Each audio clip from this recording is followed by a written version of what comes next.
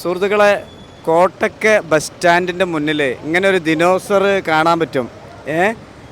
സത്യത്തിൽ ഇതിൻ്റെ ശില്പിയെ നമ്മൾ അംഗീകരിച്ചേ പറ്റുള്ളൂ. കാരണം ഇതിൽ ഒരുപാട് സംഭവങ്ങൾ കാര്യങ്ങളുണ്ട് കേട്ടോ.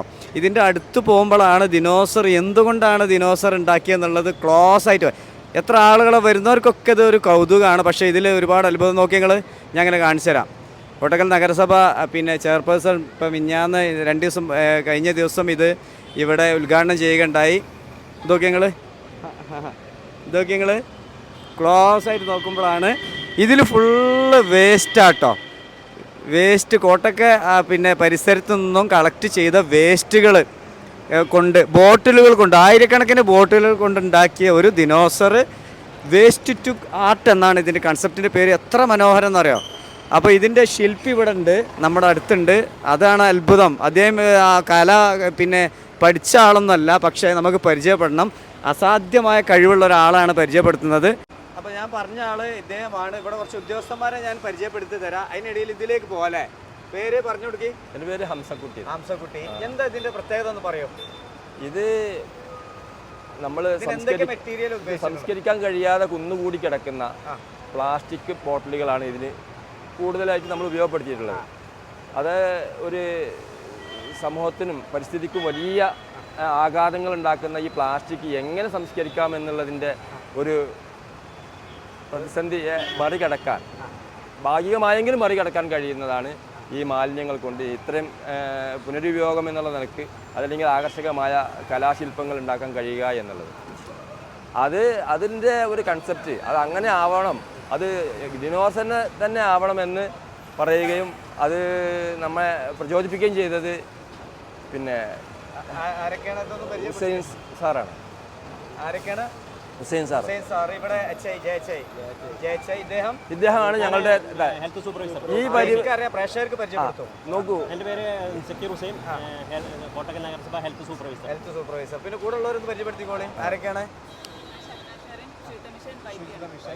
ഞാൻ എൻവയോൺമെന്റൽ എഞ്ചിനീയർ, വേൾഡ് ബാങ്ക് പ്രൊജക്റ്റാണ്.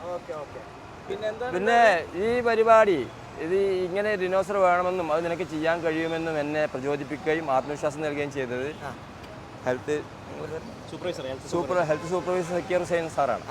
അദ്ദേഹം വളരെ ഓരോ സമയങ്ങളിലും വന്ന് അതിൻ്റെ കൃത്യത പലപ്പോഴും പലരും എന്തെങ്കിലുമൊക്കെ ചെയ്യലാണ്. പക്ഷെ അതിൻ്റെ തനി ഭാവുകത്വം അത് ഉണ്ടാവണമെന്നും അതിൻ്റെ സ്വാഭാവികത നഷ്ടപ്പെടാതെ അത് പ്രവൃത്തിപഥത്തിലെത്തണമെന്നും നിഷ്കർഷിച്ചതാണ്. കയ്യിലേക്ക് പോവാ. എത്ര ദിവസം എടുത്തു നിങ്ങൾ ഇത് ഉണ്ടാക്കാൻ? ഇത് ശരിക്കും ഒരു 9-10 ദിവസം എടുത്തിരിക്കണം, അതായത് സ്പ്രേ പെയിന്റ് അടക്കം ആണല്ലേ. ഓക്കെ. പക്ഷെ നിങ്ങളിതിന് മുന്നേ എനിക്ക് തോന്നുന്നത് ഈ ബസ് സ്റ്റാൻഡ് പരിസരത്ത് ഒരുപാട് ചുവർ ചിത്രങ്ങൾ അസാധ്യമായി വരച്ചിട്ടുണ്ട്. ഇദ്ദേഹം തന്നെയാണ്. നല്ലൊരു കവി കൂടിയാണ്, അതിലുപരി നല്ലൊരു ശില്പിയാണ്, കലാകാരനാണ്. വളരെ അത്ഭുതം കേട്ടോ. സത്യത്തിൽ ഇതിൽ പോകുന്ന ആളുകളൊക്കെ ഇപ്പം നോക്കുന്നുണ്ട്. എങ്ങനെ ഇത് സാധിക്കുന്നു? ദൂരത്തുനിന്ന് നോക്കി കഴിഞ്ഞാൽ ഒരിക്കലും ഇതെന്താണെന്ന് അറിയില്ല. ദിനോസർ എന്നറിയാം. ഇതിന് എല്ലാം വേസ്റ്റ് തന്നെയാണോ? അതെ.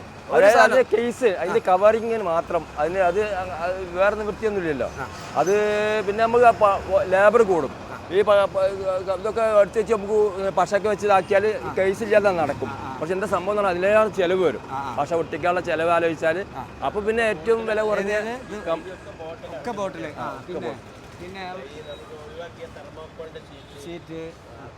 എല്ലാ ഭാഗങ്ങളും ഒക്കെ വേസ്റ്റിൽ നിന്ന് എങ്ങനെ ഇത്ര പെർഫെക്ഷൻ ആയി എന്നുള്ളതാണ് അല്ലേ സാറേ?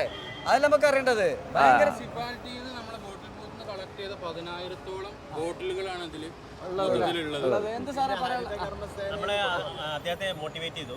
ഒരു സാധനങ്ങളും പാഴ്വസ്തുക്കളല്ല, എല്ലാം മൂല്യവർദ്ധിത ഉൽപ്പന്നങ്ങളായി മാറ്റാമെന്നുള്ളതിന്റെ സന്ദേശം കൂടി സമൂഹത്തിന് കൊടുക്കാന്നുള്ളത്. ഇത് ആരുടെ നേതൃത്വത്തിലെന്ന് പറയാം? ഇത് കോട്ടക്കൽ നഗരസഭ ഹെൽത്ത് വിഭാഗത്തിന്റെ ഞങ്ങൾ തന്നെയാണ് അതിന് നേതൃത്വം കൊടുത്തത്.